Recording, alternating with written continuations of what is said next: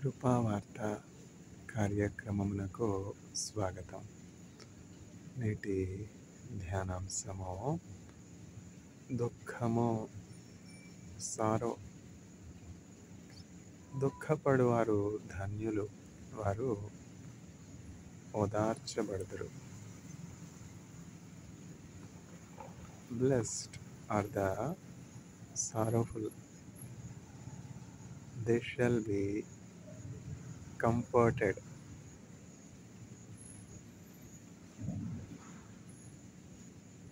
కష్ట నష్టములెన్నున్నా, పొంగు సాగరులెదురైనా, ఆయనే మన ఆశ్రయం. ఇరుకులో ఇబ్బందులలో ఆయనే మన ఆశ్రయం. ఇరుకులో ఇబ్బందులలో రండి యెహోవాను గూర్చి ఉత్సాహగానము చేసెదము. రండి యెహోవాను గూర్చి ఉత్సాహగానము చేసెదము. ఆహా హల్లెలూయా, ఆహా హల్లెలూయా, ఆహా హల్లెలూయా, ఆహా హల్లెలూయా. త్రోవ తప్పిన వారలను చేరదీసే నాథుడని, త్రోవ తప్పిన వారలను చేరదీసే నాథుడని, నీతి సూర్యుండాయనే నిత్యము నూతించెదము. నీతి సూర్యుండాయనే నిత్యము నూతించెదము. రండి యెహోవాను గూర్చి ఉత్సాహగానము చేసెదము. ఆహా హల్లెలూయా, ఆహా హల్లెలూయా, ఆహా హల్లెలూయా, ఆహా హల్లెలూయా. ఆయనే మన పోషకుడు, నమ్మదగిన దేవుడని, ఆయనే మన పోషకుడు, నమ్మదగిన దేవుడని, నీతి సూర్యుండాయనే నిత్యము నూతించెదము. నీతి సూర్యుండాయనే నిత్యము నూతించెదము. రండి యెహోవాను గూర్చి ఉత్సాహగానము చేసెదము. ఆహా హల్లెలూయా, ఆహా హల్లెలూయా, ఆహా హల్లెలూయా, ఆహా హల్లెలూయా. దుఃఖము సారో. దుఃఖపడువారు ధన్యులు, వారు ఓదార్చబడుదురు.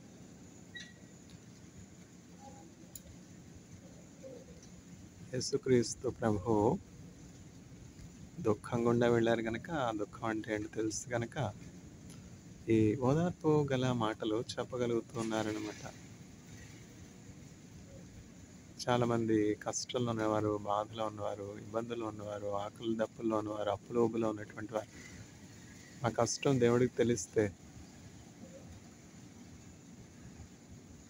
మమ్మల్ని ఎందుకు ఈ కష్టం నుంచి విడిపించడం?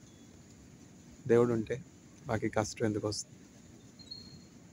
దేవుడి కష్టాలు గుండా వెళ్ళగలడా అని ప్రశ్నించేవారుగా ఉన్నారు.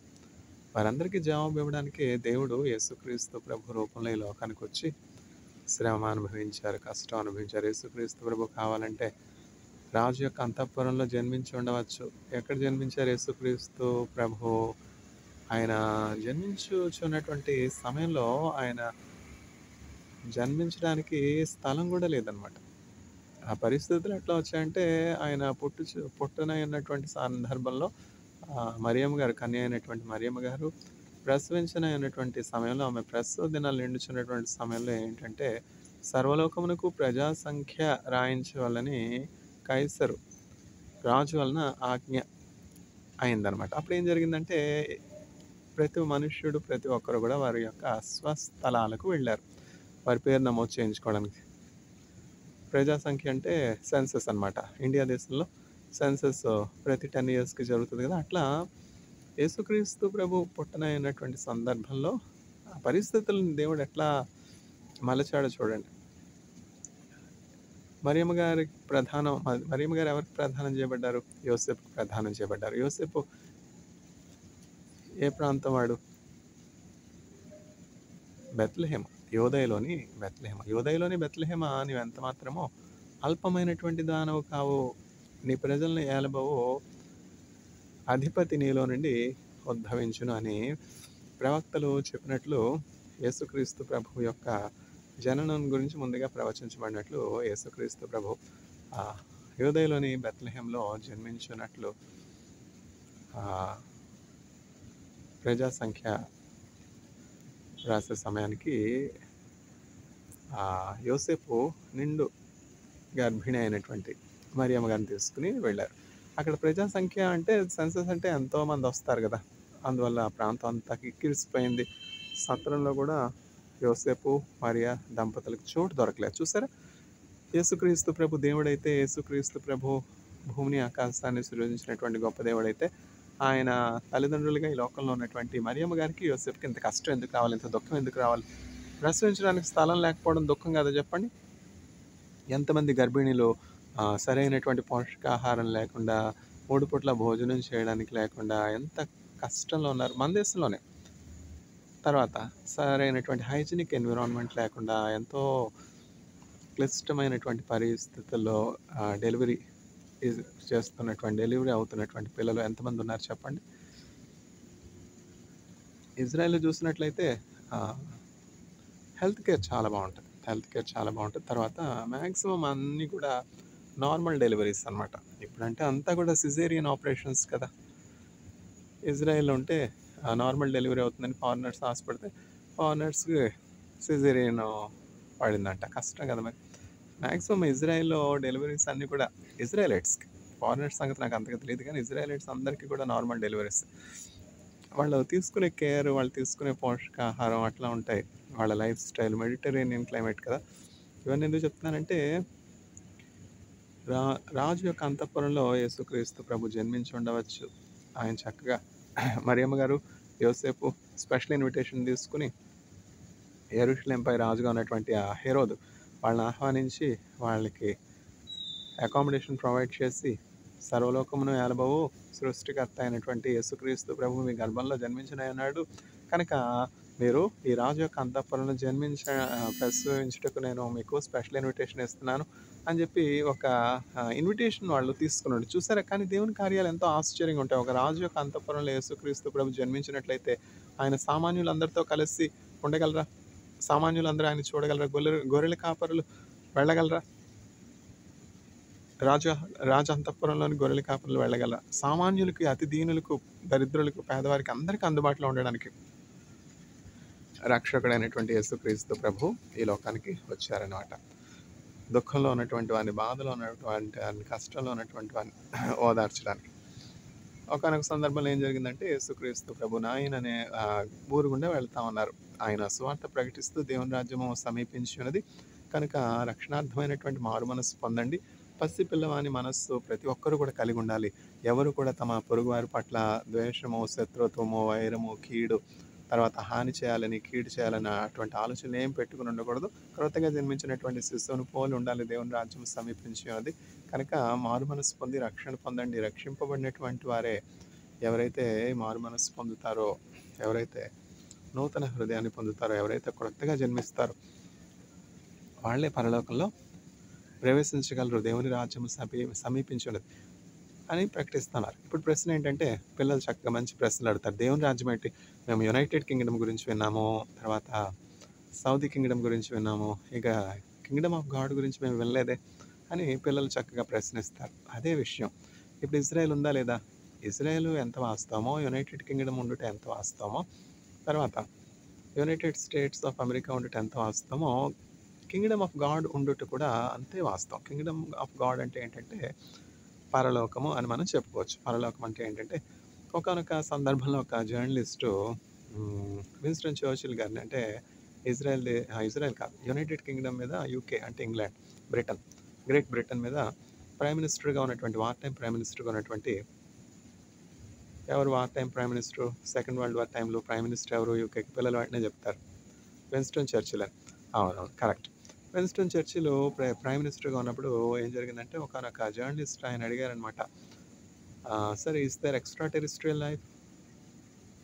The answer is assertive. అవును, ఉన్నది. చూసారా? వాళ్ళ దగ్గర ఎవిడెన్స్ లేకుండా, ప్రూఫ్ లేకుండా ఈ అధికారంలో ఉన్నటువంటి వారు, ఇంత ఉన్నతమైనటువంటి పదవుల్లో ఉన్నటువంటి వారు చెప్పరు కదా! చూసారా?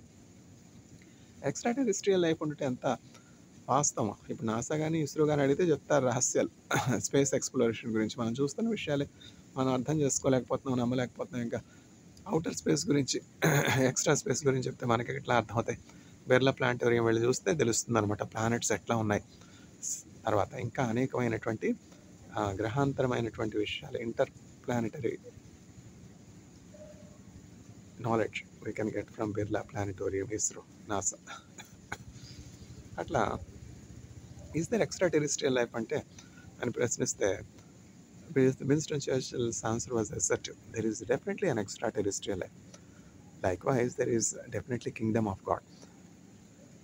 And the way to the kingdom of God, where is the kingdom of God? That is the first question. The way to kingdom of God is Jesus Christ. Jesus said, I am the way, I am the truth, and I am the life. Jesus said, I am going to the Father to prepare a place for you. నేను మీ కొరకు స్థలం సిద్ధపరచుటకై తండ్రి వద్దకు వెళ్ళుచున్నానని శిష్యులతో చెప్తే, శిష్యులు అంటా ఉన్నారు, యేసయ్య నువ్వు ఎక్కడికి వెళ్తున్నావు మాకు తెలియదు కదా అంటే, యేసయ్య వాళ్ళతో, శిష్యులతో చెప్తున్నారు. శిష్యులందరూ కూడా విద్య లేని పామరులు, మత్స్యకారులు, చేపలు పట్టుకునేవారు. వాళ్ళతో యేసయ్య చెప్తున్నారనమాట, ఇంతకాలం నన్ను చూశారు, అయినా మీరు నన్ను ఎరగలేదా? నేను నా తండ్రి ఒకటై ఉన్నాము. కానీ అంటే యేసుక్రీస్తు ప్రభువు తండ్రి, కుమారుడు, త్రిత్వము. అంటే త్రిమూర్తులు అంటాం కదా, విష్ణు, బ్రహ్మ, మహేశ్వరులు అంటాం కదా హిందువులకి అర్థం అవ్వాలంటే. అట్లా త్రిత్వం అనమాట. ముగ్గురు ఒక్కటై ఉన్నారు. ఈ మర్మం చాలా గొప్పది. తండ్రి, కుమారుడు, పరిశుద్ధాత్మ, ఈ ముగ్గురు కూడా ఒక్కటే ఉన్నారు. ఎప్పుడు కూడా విడిపోలేదు, వీడి ఉండలేదు ఒకరినొకరు. యేసుక్రీస్తు ప్రభు ఈ లోకంలో ఉన్నంతకాలం ఏంటంటే తండ్రితో అన్యోన్య సహవాసం కలిగి ఉన్నారు. ప్రార్థన ద్వారా ఎడతెగక ప్రార్థన చేసేవారు. యేసయ్య దినచర్య ఏంటంటే, ఫస్ట్ ఇంకనూ చీకటితో ఉండగానే లేచి హ్యాబిట్ ప్రకారం చక్కగా ఏకాంత ప్రార్థనకి వెళ్ళి, ఏకాంత స్థలానికి వెళ్ళి ప్రార్థన చేసుకునేవారు. యేసుక్రీస్తు ప్రభు ప్రార్థన చేసుకునే ఆ ఒలీవ కొండలు నేను చూశాననమాట. ఒలీవ కొండలు అంటే ఎక్కడున్నాయి? యెరూషలేములో ఉన్నాయన్నమాట. యెరూషలేము ఆలయం ఉంది. యెరూషలేం ఆలయానికి ప్రక్కగా దగ్గరలో ఒలీవ కొండలు ఉన్నాయి. ఇక్కడ మనం ఎక్కడ కూడా ఒలీవ చెట్లు చూడం. భారతదేశంలో కాశ్మీర్ నుంచి కన్యాకుమారి వరకు ఒలీవ మొక్కలు మనం చూడం. అట్లనే ఇజ్రాయెల్ దేశంలో ఒలీవ మొక్కలు చూస్తాం కానీ వేప మొక్కలు చూడం. అట్లా ఒక్కొక్క రీజియన్కి ఒక్కొక్క బయోడైవర్సిటీ ఉంటుందన్నమాట. ఆ ఒలీవల కొండ ఎంతో ప్రశాంతంగా ఉంటుంది. ఆ ఒలీవల కొండలో యేసుక్రీస్తు ప్రభు ఎక్కువ ప్రార్థన చేసేవారనమాట.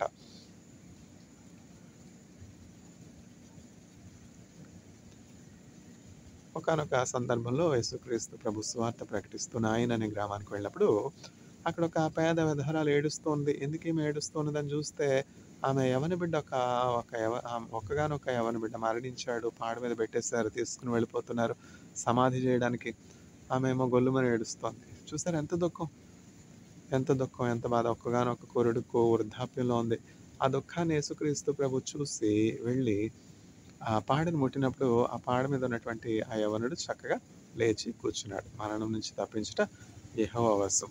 ఇప్పుడు అడగొచ్చు, మా కంటి ఎదురుగుండా అట్లాంటి అద్భుతాలు చేయొచ్చు కదా, మా అనుభవంలోనికి కూడా అటువంటి అద్భుతాలు రావచ్చు కదా. రావచ్చు, ఎందుకు రాకూడదు? మనం అడిగితే దేవుడు మన జీవితాల్లో కూడా అటువంటి గొప్ప అద్భుత కార్యాలు చేసే శక్తివంతుడిగా ఉన్నాడు. అయితే యేసుక్రీస్తు ప్రభు ఏం చెప్తున్నారంటే, చూచి నమ్మిన వారి కంటే చూడక నమ్మినటువంటి వారు ధన్యులు. ఇప్పుడు మనం అందరం ఒకానొక దినమున ఆ యాయిరు కుమారుడు ఎట్లా మరణించాడో, ఒకానొక దినమున మనందరం మరణించాలా? మరణం తథ్యం కదా. ఈ సారాంశం ఏంటంటే, యేసుక్రీస్తు ప్రభుని మనం నమ్మినప్పుడు మరణించిన తరువాత నిజమైనటువంటి అసలైన జీవితం ఉంది. అదే ఎటర్నల్ లైఫ్ అనమాట. అసలు మానవులు సృజించబడినప్పుడు మరణమే లేదు. మానవులు మరణించడానికి దేవుడు సృజించలేదు కదా. మానవుడు ఎలా సృజించబడ్డాడంటే ఆయన పోలికలో, ఆయన స్వరూపంలో సృజించబడ్డాడు. ఎటర్నల్, ఇమ్మోర్టల్‌గా మానవుడు సృజించబడ్డాడు. అయితే దేవుడు చెప్పాడు, "మీరు ఈ చెట్టు ఫలాల్లో ఏవైనా కూడా తినొచ్చు గానీ, ఈ మంచి చెడుల వివేకాన్నిచ్చే ఈ ఫలాన్ని తినకూడదు" అని చెప్పి ఇన్నోసెన్స్ పోతుంది. మీరు మరణం ఈ మంచి చెడుల ఫలాన్ని తిన్నట్లు అయితే మీరు మరణిస్తారు. అప్పటి వరకు వాళ్ళు నేకిడ్‌గా ఉన్నారని వాళ్ళకి తెలియలేదు. ఆదాముకి, హవ్వకు ఈ శరీర సంబంధమైనటువంటి నేత్రాలు తెరవబడ్డాయి. అప్పుడు వాళ్ళకి వారు దిగంబరులుగా ఉన్నామని సిగ్గొచ్చింది. అప్పుడు వారు ఆకుతో కచ్చడములు చేసుకొని, అరణ్యంలో ఆకులతో కచ్చడములు చేసుకొని కప్పుకొని ఆ చెట్టు చాటున దాక్కున్నారనమాట. ప్రతి సాయంకాలం దేవుడొచ్చి వాళ్ళని పరామర్శించేవాడు, మాట్లాడేవాడు. "ఆదామా నీవెక్కడున్నావంటే, నేను చెట్టు చాటున ఉన్నాను." అంటే ఎందుకనంటే, "నేను నీకు భయపడుతున్నాను." ఎందుకనంటే, "నేను నువ్వు తినకూడదని చెప్పినటువంటి ఆ ఫలాలు తిన్నావంటే." "నేను తినడం కాదు, నువ్వు నాకు ఇచ్చినటువంటి నాతో కూడా ఉండడానికి నీవు ఇచ్చినటువంటి ఈ స్త్రీ కొన్ని తిని నాకు ఇవ్వగా నేను తింటిని." మళ్ళా నేరుగా ఒప్పుకోవచ్చు కదా! "అవును ప్రభా! నువ్వు తినవద్దన్నావు. నేను ఎరిగి పొరపాటు చేశాను, తప్పు చేశాను. ఈ ఎప్పుడైతే నువ్వు చెప్పినటువంటి మాట మీరానో నాకు ఈ ఆత్మ సంబంధమైనటువంటి నేత్రాలు మూయబడ్డాయి. శరీర సంబంధమైనటువంటి బాహ్య నేత్రాలు తెరవబడ్డాయి." చిన్న పిల్లలకేమన్నా దిగంబరులుగా ఉన్నారని తెలుస్తుందా చెప్పండి? చిన్న పిల్లలకి ఆ సెక్షువాలిటీ, ఆ తర్వాత ఇంకా డిజైర్స్ ఆఫ్ ఫ్లెష్ అవేమన్నా ఉంటాయా చెప్పండి? మార్పు నొంది మీరు పిల్లల వంటి వారైతేనే గాని పరలోకంలో ప్రవేశించలేరు. చిన్న పిల్లలు ఎవరికైనా హాని చేస్తారా? అబద్ధం చెప్తారా? కీడు చేస్తారా? హాని యోచిస్తారా? ఒకళ్ళకి అపాయం కలుగ చేయాలి, హాని కలుగ చేయాలి, ఒకళ్ళ వస్తువులు తీసుకొనాలి, ఒకళ్ళని బాధ పెట్టాలి, అని ఏమన్నా అట్లా ఉండాలి. కొత్తగా జన్మించినటువంటి శిశువులాగా మీరు మారితేనే గాని దేవుని రాజ్యంలో ప్రవేశించలేరు. పరలోకం ఎట్లా ఉంటుందంటే, అక్కడ పరలోకంలో ఏడ్పుండదు, దుఃఖముండదు, కన్నీరుండదు. ఎప్పుడు గూడా దేవుడిని గురించినటువంటి స్తుతి ఉంటుంది. పరిశుద్ధుడు, పరిశుద్ధుడు, పరిశుద్ధుడు, పరిశుద్ధుడు అని వేవేల దూతలు దేవుడిని స్తుతిస్తూ ఉంటారు. అక్కడ యేసుక్రీస్తు ప్రభువు, తండ్రి, కుమార, పరిశుద్ధాత్మ త్రియేక దేవుడు ఉంటారు. ఆ పరలోకం ఎట్లా ఉంటుందంటే 12 గుమ్మములు ఉంటాయి. ఆ 12 గుమ్మములో ఒక్కొక్క గుమ్మం ముత్యంతో చేయబడి ఉంటుంది. తర్వాత ఆ పరలోకంలో వీధులన్నీ కూడా బంగారంతో ఉంటాయి. ఆ పరలోకంలో జీవనది ఉంది. ఆ జీవనదికి ఇరుప్రక్కల చక్కని జీవ వృక్షాలున్నాయి. ఆ వృక్షాలు సంవత్సరానికి 12 కాపులు కాస్తాయి. మరణించిన తర్వాత ఈ లోకంలో కన్నుమూసిన తర్వాత మనం ఆ లోకంలో కన్నులు తెరిచేవారం. మనం యేసుక్రీస్తు ప్రభువు చేసినటువంటి ఆ త్యాగాన్ని బట్టి మానవుడు ఏ అవిధేయత వలన పడిపోయినాడో, మరణాన్ని తెచ్చుకున్నాడో, ఆ మనుష్యుని యొక్క మొదటి ఆదాము యొక్క అవిధేయతను యేసుక్రీస్తు ప్రభు ఆయన యొక్క విధేయత ద్వారా ప్రాయశ్చిత్తం చేస్తారు కనుక మనం అందరం కూడా యేసుక్రీస్తు ప్రభునందు విశ్వాసం ఉంచినట్లయితే ఏం జరుగుతుందంటే, ఈ లోకంలో కనుమూస్తే పరలోకంలో కన్ను తెరుస్తాం. ఎందుకని? ఆ దొంగ అడుగుతున్నాడు. యేసుక్రీస్తు ప్రభు సిలువ వేయబడుతున్నారు. మానవులందరి పాపం నిమిత్తము దుఃఖం అనుభవిస్తున్నారు, కష్టం అనుభవిస్తున్నారు. క్రీస్తు అంటే అదే కదా! క్రీస్తు అంటే అర్థం ఏంటి? రాజు. ప్రజలందరి యోగక్షేమాల కొరకు ఎవరు బాధపడతారు? రాజే కదా! అభిషిక్తుడు. క్రీస్తు ఈ లోకానికి వచ్చి శ్రమ పడుట అవశ్యము. అప్పుడే గాని మానవుల పాపానికి నిష్కృతి లేదు. మానవుల యొక్క దోషానికి నిష్కృతి లేదు. మానవుల యొక్క అపరాధాన్ని బట్టి మానవులు శపించబడ్డారు. ఆదాము నీవు చేసినటువంటి పాపాన్ని బట్టి భూమి శపించబడి ఉన్నది. భూమి ముళ్ళ పొదలు, గచ్చ పొదలు మొలిపిస్తుంది. నీవు నీ జీవిత దినములన్నీ కూడా భూమిని దున్ని చెమట ఓడ్చి కష్టపడి పనిచేస్తావు. చెమట ఓడ్చి అలసట పొందుతావు. ఇదే నీకు శాపం అని చెప్పి దేవుడు శాపం పెట్టాడు కదా! అట్లనే ఆదామును హవ్వను మభ్యపెట్టి మోసగించినటువంటి ఆ సర్పానికి, ఘట సర్పానికి కూడా శాపం వచ్చింది. ఆ సర్పంతో దేవుడు ఏం చెప్తున్నాడంటే, నీకు మన్ను ఆహారం అవుతుంది. నీ కడుపు మీద నువ్వు పాకుతావు. అంటే సర్పం ముందు పాకేది కాదు. ఇప్పుడు అన్నీ కూడా మనం చూస్తున్నటువంటి విషయాలని ఒరిజినల్ కాదు. ఇప్పుడు చాలా మార్పులు వచ్చేసాయి దేవుని సృష్టిలో.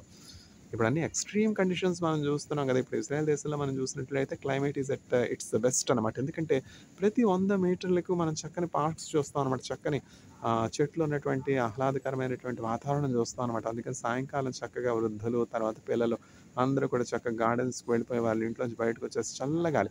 మధ్యాహ్నం ఎంత వేడిగా ఉన్నా కూడా సాయంకాలం 5, 6 అయ్యేటప్పటికేంటంటే గాలి తిరుగుతుందనమాట చక్కగా. మెడిటరేనియన్ క్లైమేట్ కదా! మధ్యధరా సముద్రం, సీ కోస్ట్ చాలా మెరీనా బీచ్ లాగా చాలా లాంగ్ సీ కోస్ట్ వల్ల ఏం జరుగుతుంది, తల్ అవివ్ వెళ్ళినా బీచే, తర్వాత జాఫా వెళ్ళినా బీచే. ఎందుకంటే ఇజ్రాయెల్ అంతా కూడా లాంగ్ సీ కోస్ట్ కదా! అందుకని చెప్పి సాయంకాలం 5, 5:30 అయ్యేటప్పటికి చల్లని గాలులు వీస్తాయన్నమాట. పార్క్‌లో ఉంటే అక్కడ పొల్యూషన్ అంటేనే తెలీదు. అసలు పొల్యూషన్ అంటేనే తెలీదు. ఇంత పొల్యూషన్ ఎక్కడుంది? ఇంత ట్రాఫిక్ ఎక్కడుంది? అక్కడ పాపులేషన్ డెన్సిటీయే చాలా తక్కువ కదా! పరిస్థితులు అట్లా ఉన్నాయి. దేవుడు వాగ్దానం చేస్తున్నట్లు పాలు తేనెలు ప్రవహించే దేశంలో వాళ్ళని ప్రవేశపెట్టారు. ఏ విత్తనం వేసినా కూడా చక్కగా మొలుస్తుందక్కడ. అక్కడ నేల ఎట్లా ఉంటదంటే ఇసుక నేలలాగా ఉంటుందనమాట. అందువల్ల మొక్కలు చక్కగా ఈజీగా పెరుగుతాయి. తర్వాత దానిమ్మ పళ్ళు, తర్వాత ఏమిటి సిట్రస్ ఫ్రూట్స్, ఆరెంజెస్, కమలాలు, బత్తాయిలు, తర్వాత నిమ్మకాయలు, తర్వాత యాపిల్స్, ఇంకా అనేకమైనటువంటి ద్రాక్షలు. ప్రతి చోట ఎక్కువ వాళ్ళకి హిల్స్ అండ్ వ్యాలీస్ కదా! ఇజ్రాయెల్ అంటే it's land of hills and valleys. అందువల్ల ఎక్కువ గ్రేప్స్ ఉంటాయి. ఒక వైన్ బాటిల్ ఎంత 750 ఎంఎల్ వైన్ బాటిల్ వచ్చి ఆహ్, అప్పుడు 7 షేకర్స్. అప్పుడు 7 షేకర్స్ అంటే 7 ఇంటూ 17. 7 7 49, 7 10 70, 70 49 అంటే రూ. 120. రూపీస్‌కి వైన్ బాటిల్ ఇండియాలో ఎక్కడైనా వస్తుందా? కొంతమంది ఏం చెప్తారంటే వైనే తాగమండి మేము. వైన్ తాగమని నేను ప్రసంగం చేయట్లేదు. నేను చెప్పేదేంటంటే యేసుక్రీస్తు ప్రభువు ఆయన్ని అనేకులు ఆహ్వానించేవారనమాట. పేదవారు ఆహ్వానించారు, ధనికులు ఆహ్వానించారు. ఒక వివాహంలో ద్రాక్షారసం అయిపోతే ద్రాక్షారసం యేసయ్య చేశారు. అంటే ఏంటి అర్థం? ద్రాక్షారసం తాగకూడదనా? తాగొచ్చనా? పెళ్ళిలో ఏడుస్తూ కూర్చుంటారా? ఏ స్థలానికి, ఏ సందర్భానికి తగినట్లుగా మనం ఆ సందర్భంలో జీవించబద్ధులమై ఉన్నాం. పెళ్ళికెళ్ళి ఆ పెళ్ళిలో ఆనందంగా, సంతోషంగా ఉండకుండా ఏడుస్తూ ఉంటారా? కొంతమంది అంతే. పెదమ్ముడని పెళ్ళికి పిలిచారంట. పెళ్ళికి పిలిస్తే ఆ పెళ్లి కూతురు దగ్గరికెళ్ళి ఏమంది, "నువ్వు కూడా నాలాగే ఉండవమ్మా" అందంట. పెళ్ళికెళ్తే ద్రాక్షారసం తాగరా? మేమసలు ద్రాక్షారసమే తాగమండి. తాగకూడదండి. పెళ్ళే చేసుకోకూడదండి. అట్లా వివాహం అన్నింట్లోనూ ఘనమైనదని దేవుడు చెప్తా ఉంటే, వివాహమే చేసుకోకూడదంటారు పతివ్రతలు. భర్త పక్కనే పడుకోకూడదంటారు పతివ్రతలు. ఊరందరి దగ్గర పడుకుంటారు ఈ పతివ్రతలు. నీచులు. పాతాళం, నరకం వారి కొరకు సిద్ధముగా ఉన్నది. వ్యభిచారులారా అని చెప్పి దేవుడు చెప్తా ఉన్నాడు కదా! వ్యభిచారులు, మాంత్రికులు పరలోకంలో ప్రవేశించలేరు. ప్రతివాడును తన సొంత కుండలో నీళ్లు తాగబద్ధుడై ఉన్నాడు. మేము అసలు ఆ ద్రాక్షరసమే తాగమండి. నేను అసలు నా భర్త దగ్గర పడుకోనండి. మంచిదమ్మా, అట్లనే ఉండు. విడాకుల నోటీస్ వస్తుంది త్వరగా. పెళ్లి చేసుకునేది ఎందుకు? సంసారం చేయడానికి కాదా? సిగ్గుమాలిన జనులు. పానుపు నిష్కపటమైనదై ఉండవలెను అని దేవుడు చెప్తా ఉన్నాడు. నేను నా భర్త దగ్గర పడుకోనండి. ఊరందరి దగ్గర పడుకుంటానండి. అట్లనే చేయమ్మా. నరకం నీకు సిద్ధంగా ఉంది. ఎక్కడున్నారు ఇట్లా బుద్ధి చెప్పే దైవజనులు? దేవుని వాక్యాన్ని ఉన్నది ఉన్నట్లు ప్రకటించే దైవజనులు? దుఃఖము. ఇవన్నీ దుఃఖాలకు కారణం కాదా? భార్యాభర్తల మధ్య ఎన్ని కష్టాలు. భర్త అన్నీ ఇవ్వాలంట. భర్త గురి బాగోగులు ఈవిడ పట్టించుకోదంట. అంత ఉత్తమ పతివ్రత. ఇట్లాంటి నీచులు కూడా ఉన్నారు మన సమాజంలో. చీడ పురుగులు అంటాం కదా, చీడ పురుగులు.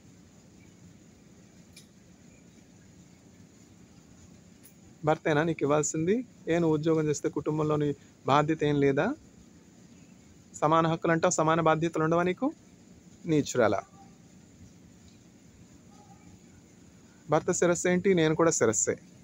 భర్త ఎంత ఆధిపత్యం కలిగి ఉన్నాడు, నేను అంతే అధికారం, ఆధిపత్యం కలిగి ఉన్నానని స్త్రీలు తగుదనమ్మా అని అధికారం జలాయిస్తున్నారు. ఏమవుతాయి విడాకులు రాక?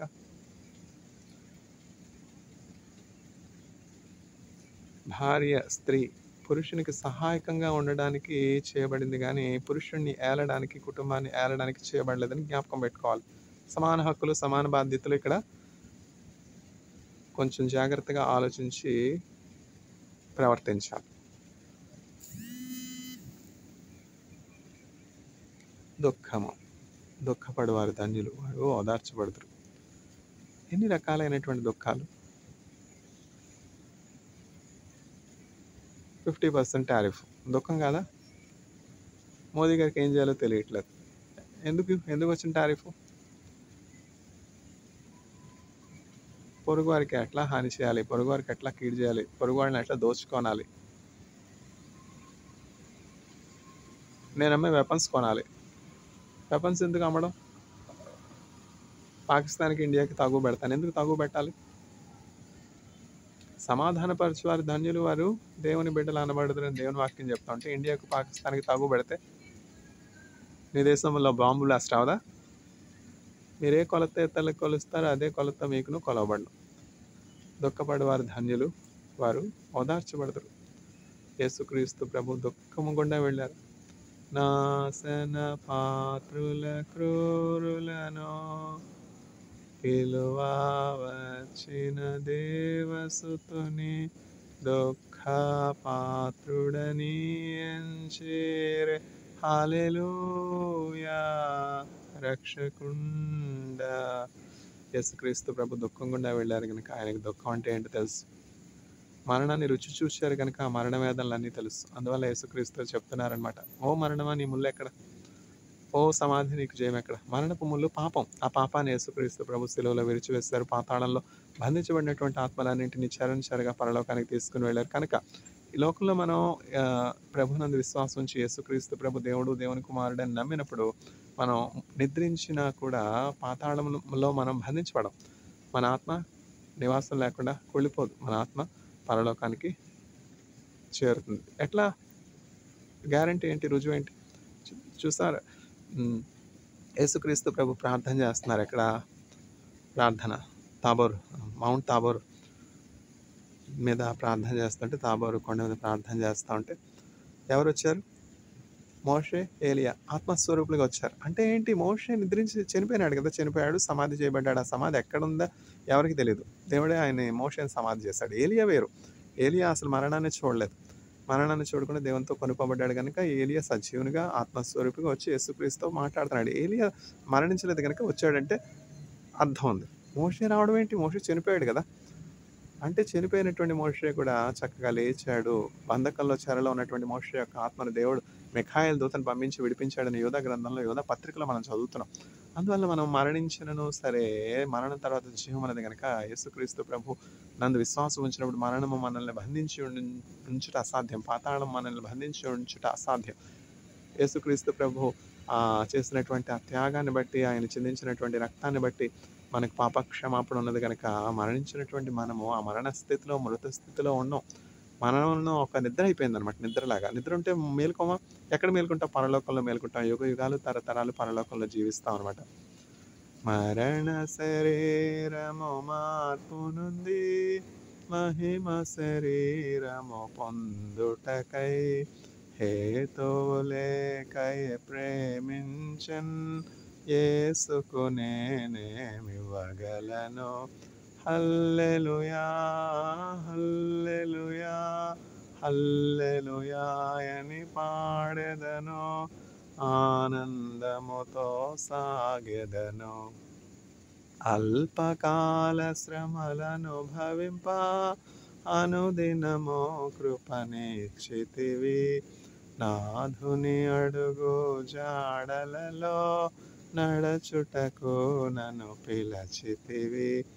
హల్లెలూయా హల్లెలూయా హల్లెలూయా అని పాడెదను, ఆనందముతో సాగెదను. భూమి నుండి శ్రేష్ఠ ఫలముగను దేవునికి నిత్య స్వాస్యముగా భోజనములలో నుండి నన్ను ప్రేమించి క్రయధనమిచ్చితివి. హల్లెలూయా హల్లెలూయా హల్లెలూయా అని పాడెదను, ఆనందముతో సాగెదను. ఎవరు పాడని గీతములు యేసుతో నేను పాడుటకై హేతులేకై ప్రేమించన్ యేసుకు నేనేమివ్వగలను.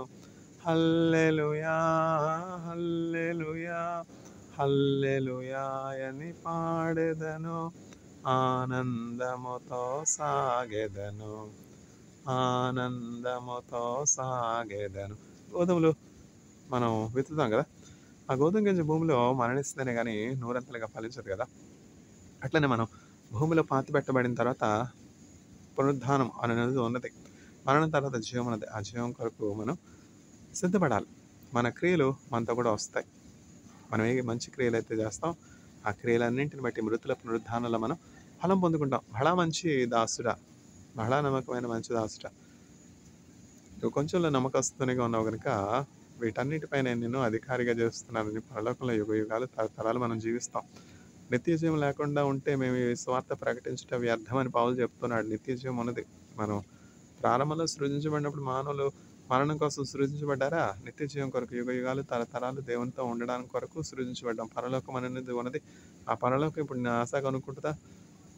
ఏ స్పేస్ ఇస్రో కొనుక్కుంటుందో చూడాలి. దేవుడి వాక్యమును ఆశీర్వదించునుగాక. వినటువంటి వారందరూ యేసుక్రీస్తు ప్రభునామమున విశ్వాసం ఉంచి నిత్య జీవమును పరలోకమును స్వతంత్రించుకుందురుగాక. ఆమేన్.